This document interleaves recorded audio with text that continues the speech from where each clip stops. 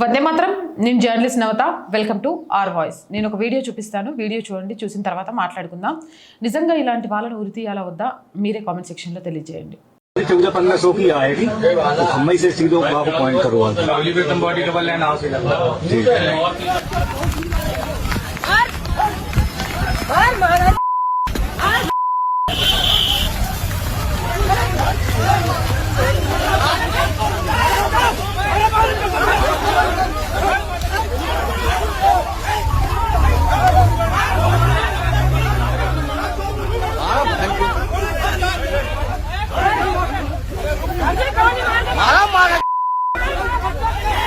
चौदह 1500 की आएगी तो हम से सीधो आपको पॉइंट करवा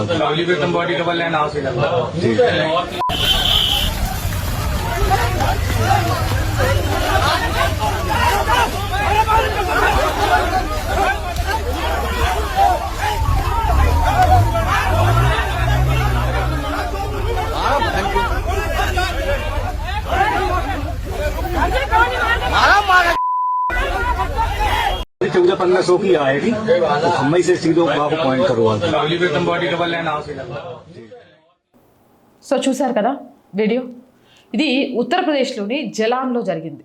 ఒక వ్యక్తి శివాలయ ప్రాంగణంలోకి ప్రవేశించి శివలింగంపై ఎలాంటి అసభ్యకరమైన చర్య చేస్తున్నాడో నిజంగా చెప్తున్నా. ఎంత చెండాలుడంటే అంత చెండాలుడు వాడు. అలాంటి వాడిని యావజ్జీవ కారాగార శిక్షను లేకపోతే ఇంకొకటను జైల్లో ఉంచడం కాదు, దేవీ దేవతలను అవమానించిన వాడిని, ఇంత అసభ్యకరంగా ప్రవర్తించిన వాడిని వెంటనే ఉరిశిక్ష అమలు చేయాలి. అక్కడితోనైనా శివలింగం మీద అంత అసభ్యకరమైన చర్య చేసిందే కాక నంది విగ్రహాన్ని రాయితో దెబ్బతీశాడు, ఆలయాన్ని ధ్వంసం చేశాడు.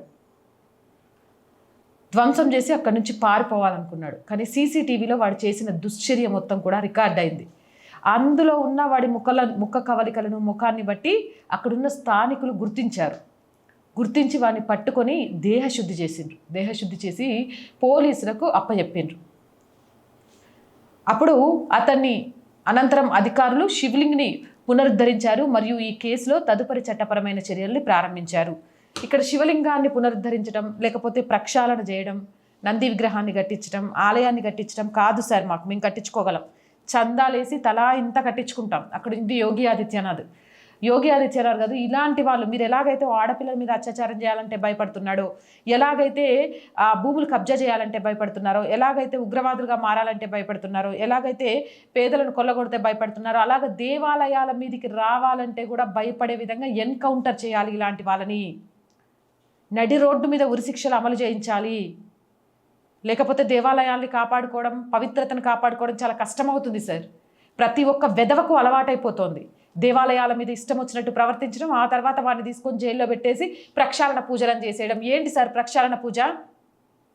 ఎవడైనా సరే అన్యమత ప్రదేశాల్లో ఇలా చేయగలుగుతాడా? ఎందుకంత చులకన? అంటే చట్టాల్లో లొసుకులు ఉన్నాయి, ఆ లొసుకులను ఉపయోగించుకొని మేము బయటకు వచ్చేస్తాం, లేకపోతే పిచ్చోళ్ళ ముద్రతోటి హాస్పిటల్లో జాయిన్ అవుతాం, మమ్మల్ని ఎవడేం చేస్తాడు అనే ఒక ధైర్యమే కదా. ఆ ధైర్యాన్ని చంపేయండి సార్. ఆలయాల జోలికి రావాలి అంటే భయపడే విధంగా చేయండి. ఇలాంటి మూర్ఖులను భూమి మీద బ్రతికిలాగా ఉంచొద్దు.